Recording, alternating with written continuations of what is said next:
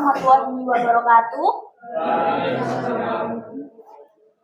Shalom, Om Swastiastu, Namo Buddhaya, Salam Kebajikan. Di sini kami dari kelompok 7 ingin mempresentasikan mengenai industrialisasi. Sebelumnya kami akan memperkenalkan diri terlebih dahulu. Assalamualaikum warahmatullahi wabarakatuh.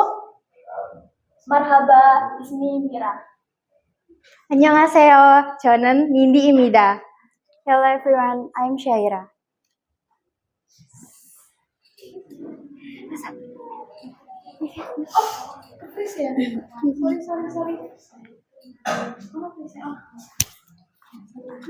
Baik, di sini saya akan menjelaskan definisi dari industrialisasi. Industrialisasi sendiri adalah proses transformasi ekonomi dan sosial suatu negara atau wilayah ke arah pengembangan atau proses modernisasi ekonomi yang mencakup seluruh sektor ekonomi yang mempunyai kaitan satu sama lain dengan industri lain. Jadi kita bisa memiliki sektor industri yang lebih maju dan berbasis manufaktur. Seperti yang dijelaskan oleh kelompok yang sebelumnya, kan kita bergeser dari yang awalnya agraris menjadi lebih fokus pada sektor pertanian. Nah, sekarang kita masuk ke industri manufaktur yang lebih berkembang.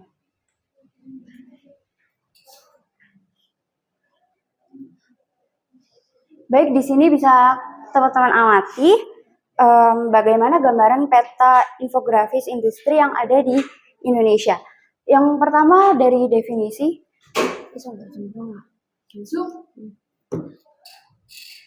definisi dari industri adalah seluruh bentuk kegiatan ekonomi yang mengolah bahan baku dan memanfaatkan sumber daya industri sehingga menghasilkan barang yang mempunyai nilai tambah atau manfaat yang lebih tinggi termasuk jasa industri.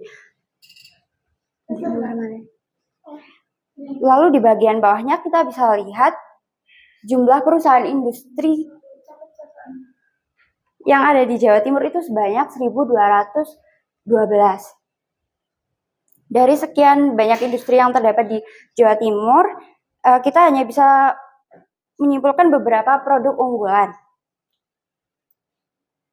Artinya produk-produk yang dijual di beberapa industri ini memberikan kontribusi yang signifikan terhadap ekonomi nasional.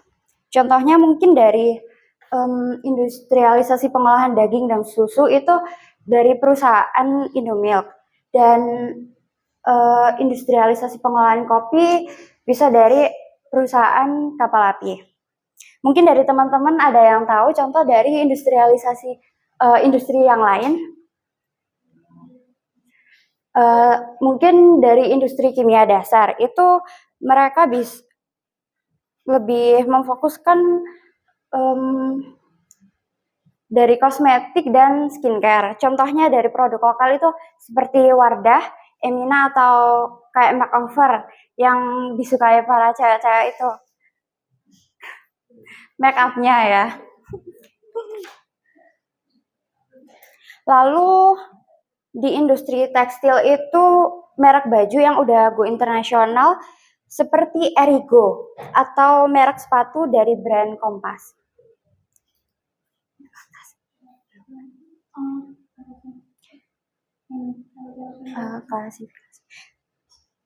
Selanjutnya klasifikasi industri. Itu terbagi menjadi dua, yaitu industri kecil yang biasanya terdiri dari 1-15 orang, sedangkan industri menengah itu memiliki pekerja lebih dari 20 orang. Suatu industri dapat dikatakan besar apabila memiliki pekerja ataupun karyawan yang lebih dari 20 orang dan penghasilannya di atas 15 triliun per tahunnya.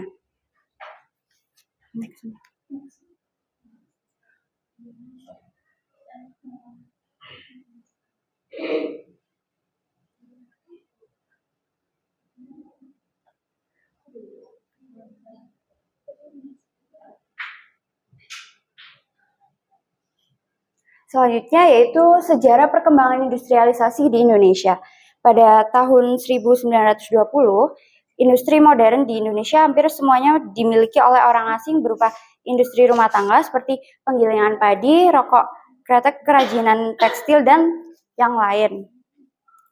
Lalu perusahaan besar American Tobacco dan perakitan kendaraan bermotor General Motor Car Assembly, depresi besar yang melanda sekitar tahun 1930-an meruntuhkan perekonomian. Pada tahun 1951, pemerintah meluncurkan kebijaksanaan RUP atau Rencana Urgensi Perekonomian. Sesudah tahun 1957, sektor industri mengalami stagnasi dan perekonomian mengalami masa teduh sepanjang tahun 1960-an. Sektor industri praktis tidak berkembang. Pada masa Perang Dunia Kedua, kondisi industrialisasi mulai membaik. Namun keadaannya terbalik semasa pendudukan Jepang. Hal itu disebabkan adanya larangan impor bahan mentah, diangkutnya barang-barang kapital ke Jepang, dan pemaksaan tenaga kerja Romusa sehingga investasi asing pada masa itu praktis nihil.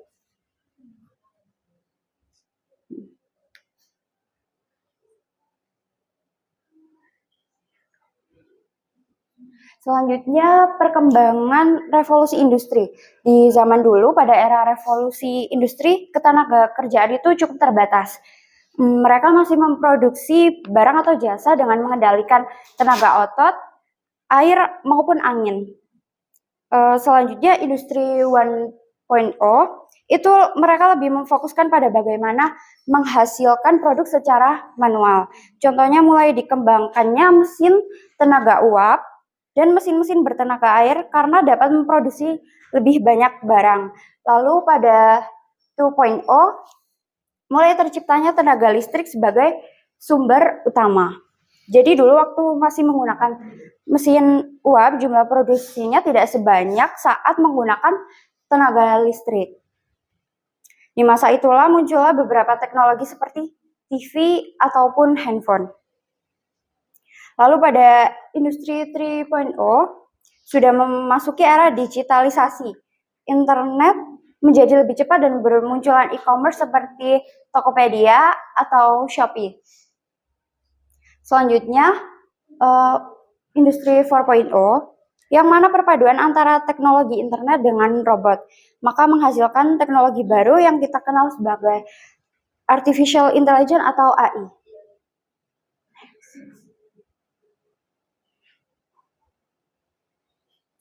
Selanjutnya, perkembangan industri di Indonesia. Indonesia termasuk negara yang paling optimistis dapat menerapkan industri 4.0 di kawasan Asia Tenggara. Mayoritas responden menilai perkembangan industri berbasiskan teknologi digital tersebut sebagai peluang ekonomi. Beberapa sektor usaha yang menjadi fokus penerapan industri 4.0 adalah industri makanan dan minuman, otomotif, tekstil dan pakaian, elektronika, dan kimia.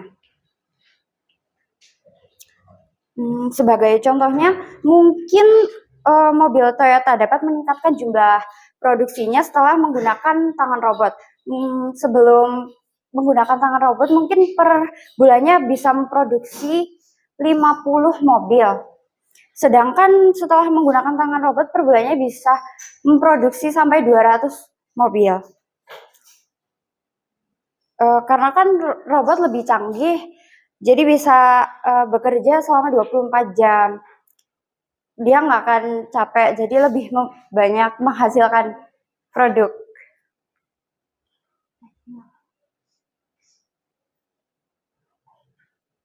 Selanjutnya, pertumbuhan yang berpusat di Jawa. Bisa dilihat dari data-data tersebut bahwa ekonomi Indonesia ini masih berpusat di Pulau Jawa sebanyak 57,17%.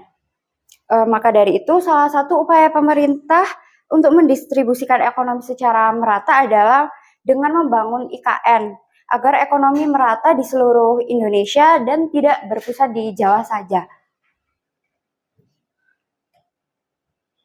Selanjutnya, saya akan menjelaskan mengenai alokasi dana pemerintah agar tidak terjadi ketimpangan di luar Jawa. Nah, kalian bisa lihat ya, di sini ada 3. Yang pertama yaitu menekan kesenjangan ekonomi antar wilayah. Contohnya seperti pengembangan infrastruktur dan peningkatan akses pendidikan. Dan yang kedua yaitu mendorong para sektor jasa keuangan. Contohnya dengan memberikan dukungan khusus untuk UMKM agar bisnis mereka itu lebih maju. Kalau misalnya dari pemerintah memberikan dana untuk UMKM, memberikan intensif pajak dan fasilitas. Dan yang ketiga yaitu meningkatkan daya beli masyarakat. Contohnya dengan mengembangkan pasar lokal. Caranya dengan kita membeli produk-produk mereka dan kita mempromosikan agar mendapatkan nilai tambah dari produk daerah mereka. Next. Dan yang selanjutnya yaitu di sini ada beberapa perizinan yang berhubungan dengan industri Indonesia.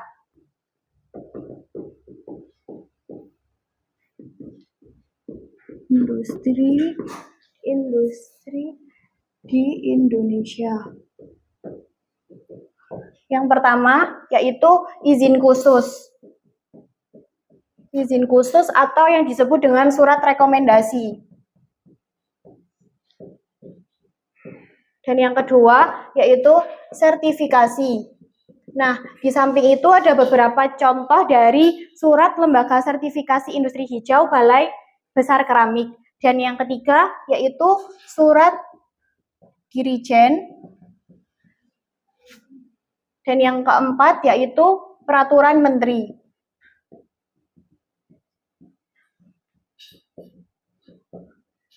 Dan yang kelima yaitu pengadaan lahan. Yang terakhir, regulasi kebijakan.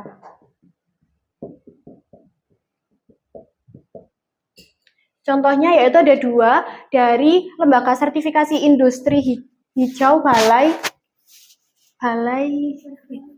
Besar Keramik. Itu kan suratnya kayak seperti sertifikasi sertifikat kayak kita sertifikat mensertifikatkan lahan. Ya, kayak sertifikat. Ya, kayak gitu. Nah, di sampingnya yaitu ada surat izin perdagangan. Nah, surat izin perdagangan ini bisa masuk contoh yang ke satu, izin khusus atau surat rekomendasi. Next, Kak. Selanjutnya ada peran sektor industri dalam pembangunan. Nah, di dalam peran sektor industri dalam pembangunan ini ada wajib pajak yang harus dibayarkan. Dan yang kedua yaitu pajak yang memberikan kontribusi terhadap negara adalah satu, pertambangan. Dan yang kedua yaitu konstruksi dan real estate.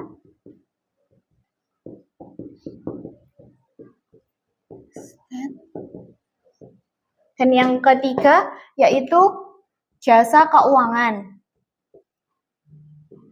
Dan yang keempat, sektor perdagangan.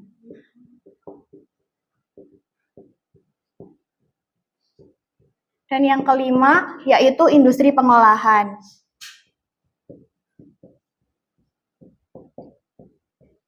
Nah, dari kelima pajak yang memberikan kontribusi terhadap negara, yaitu yang paling besar adalah industri pengolahan ini. Dari kelima beberapa pajak dalam industri Indonesia. Next, Kak. Selanjutnya, yaitu definisi industri manufaktur. Apa sih yang dimaksud dari industri manufaktur itu?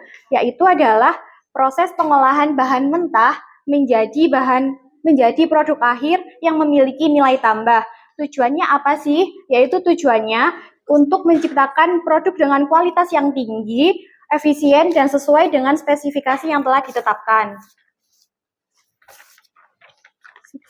Next.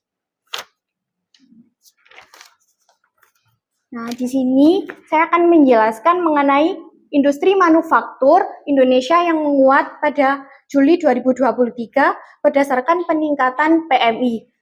Siapa di sini yang tahu pengertian dari PMI? PMI, bukan Palang Merah Indonesia ya guys ya. Bukan. Ada yang tahu nggak PMI?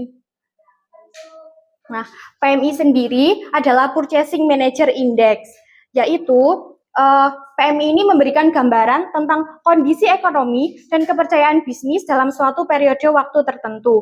PMI ini mencakup 4 faktor, yaitu 1, pesanan baru, dan yang kedua yaitu produksi, dan yang ketiga ketenagakerjaan, dan yang keempat yaitu pengiriman. Nah, salah satu fungsi dari PMI tersebut yaitu untuk keputusan investasi.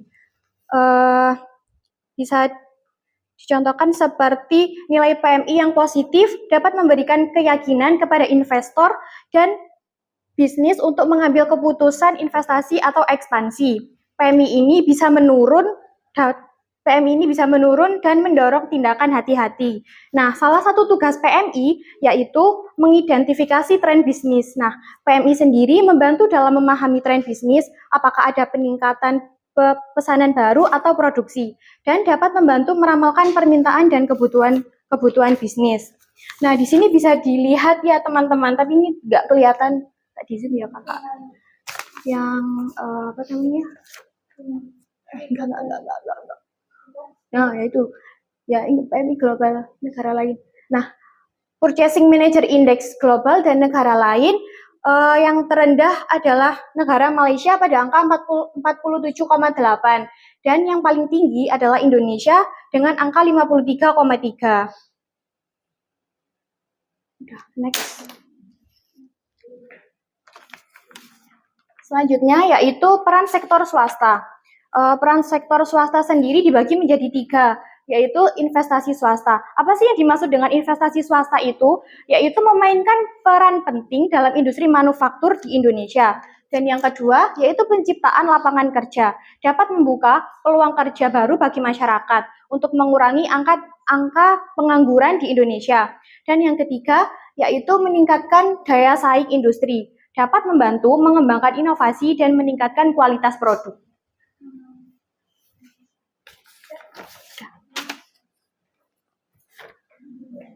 Coba di zoom ya. Di sini laju pertumbuhan industri manufaktur. Oke. Seperti yang kita tahu, industri manufaktur di Indonesia semakin meningkat, terutama di tahun 2023. Oke. Di sini terdapat target 2023, yang mana target tersebut merupakan target ambisius di antara 5,4% sampai 5,8%.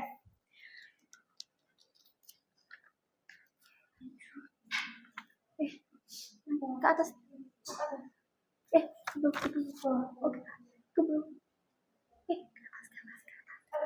Udah.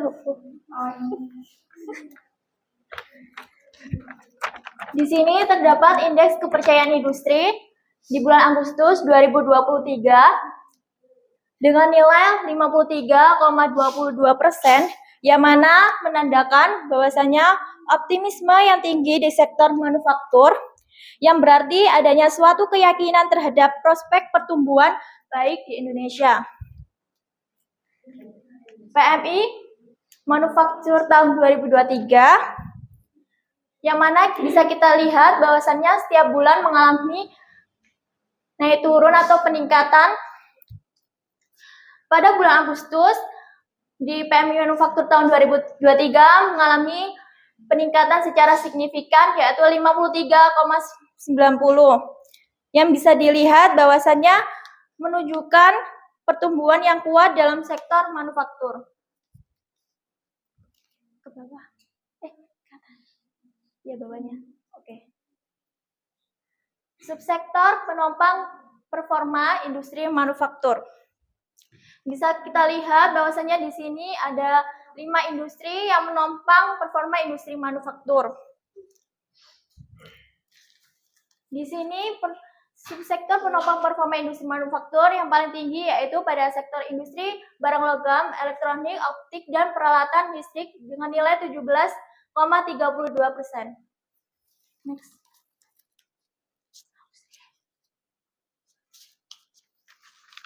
Kalau gambaran dari Ibu Rani seiring dengan peningkatan tema manufaktur, ini tentunya juga sebetulnya kalau dilihat industri secara global ini masih cukup ekspansif. Apakah Anda juga masih cukup optimistis bahwa industri di sektor manufaktur khususnya di tahun 2023 ini masih akan tetap bergeliat, Pak Adi, silakan.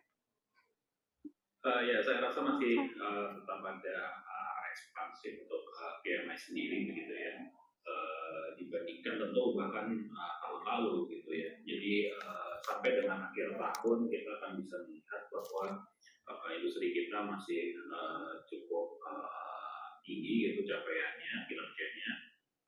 Tentu meskipun demikian kita masih melihat bahwa impor untuk barang modal terutama untuk industri ini masih belum tinggi begitu ya, karena salah satu sinyal sebetulnya untuk peningkatan dari kinerja industri itu adalah adanya ekspansi ya, yang memang mensyaratkan salah satunya barang modal dan impor barang modal dari China sendiri. Ini kita melihat bahwa masih ada tren penurunan gitu. Jadi kita memang melihat ada arah untuk ekspansi, tetapi memang tidak cukup signifikan, artinya masih terbatas begitu ya.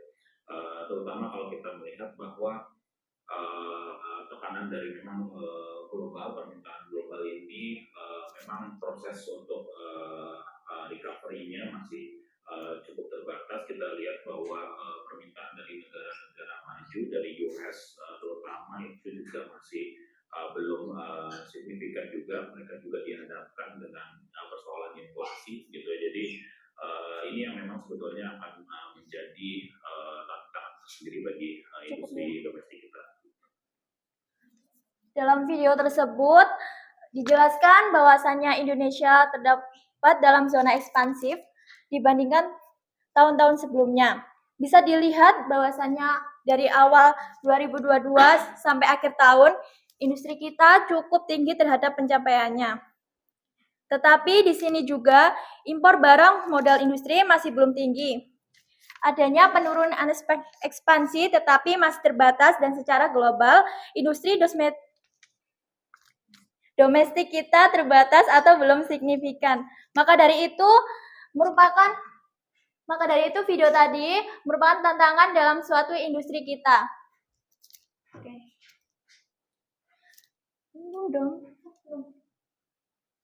Nah, di sini terdapat data 7 brand kosmetik lokal pada paling banyak digunakan di Indonesia.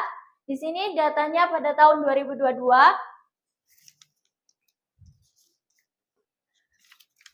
Pada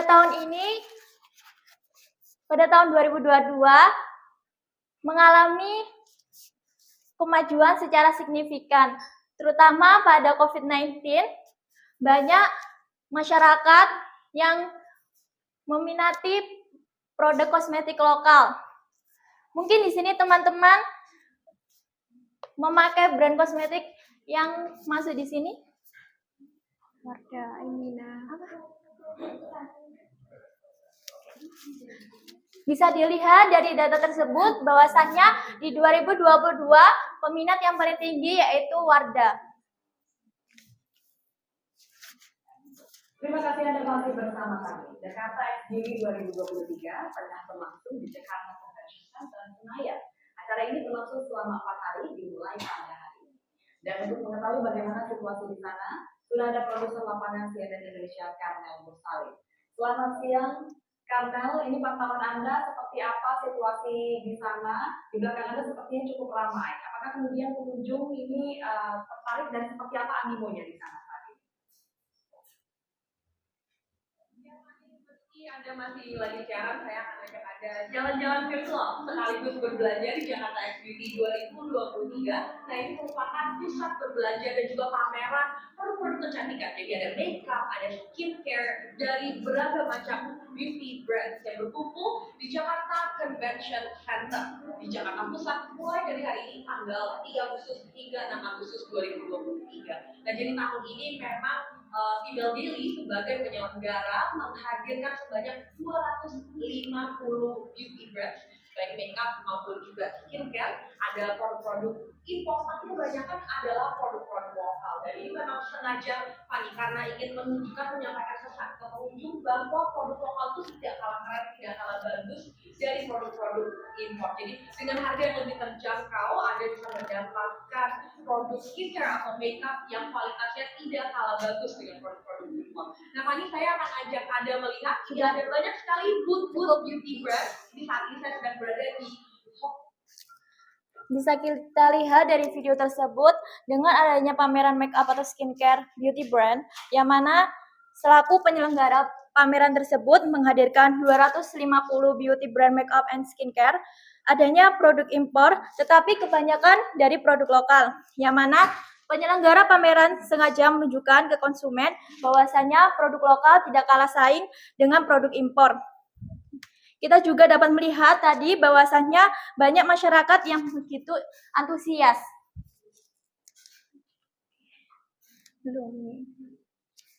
Bisa dilihat dari data penjualan kosmetik di Indonesia, terutama dari 2019 sampai 2023.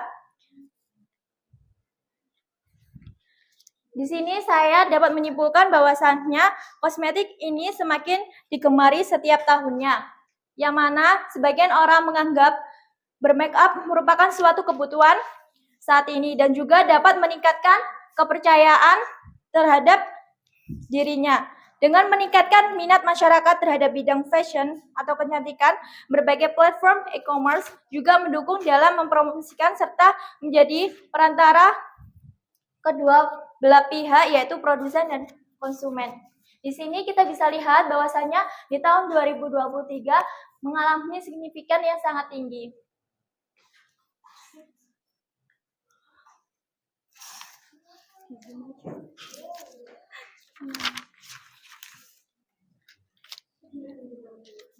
Bisa dilihat dari data-data tersebut, terbukti jelas bahwasannya beauty and care sangat diminati oleh masyarakat, terutama untuk ciwi-ciwi ya. Di sini kita juga dapat melihat top 20 seller beauty and care, di mana top 20 seller beauty and care ini sangat Mungkin di sini teman-teman menggunakan produk-produk yang masuk top 20 seller?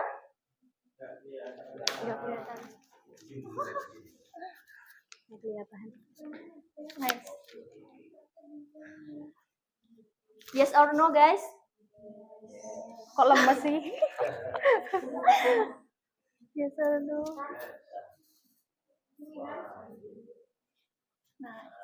Nah, produk-produk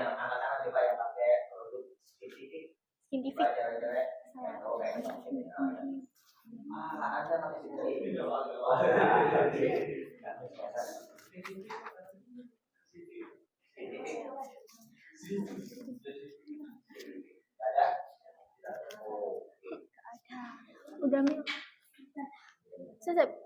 Dan tak luput dengan e-commerce juga yang membantu untuk mendukung market beauty and care. Bisa dilihat dari data tersebut bahwasannya Shopee dan Tokopedia ini memiliki peran yang penting. Di sini bisa dilihat bahwasannya Shopee dan Tokopedia memiliki peran penting untuk membantu mendukung market beauty and care. Baik, terima kasih. Presentasi dari kelompok 7. Kamsahamnida.